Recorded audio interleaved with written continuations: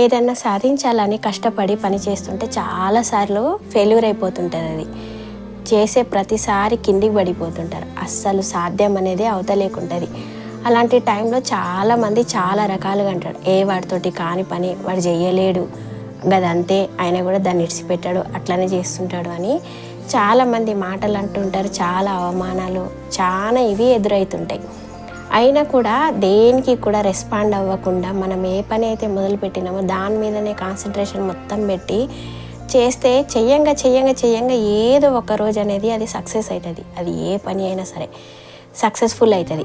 అప్పుడు వీళ్ళందరూ అన్న వాళ్ళందరూ కాని పని చెయ్యలేడు, వింతోని కాదు అని అన్న వాళ్ళందరూ అప్పుడు ఏమంటారు తెలుసా, పక్కకు వచ్చి నాకు తెలుసు వీడు చేస్తాడని, నాకు నమ్మకం ఉండే వీడు చేస్తాడని, నేను ఆ రోజే అనుకున్నా వీడు సాధిస్తాడని, నాకు తెలుసు, నేను గిసొంటి మాటలు అంటారు.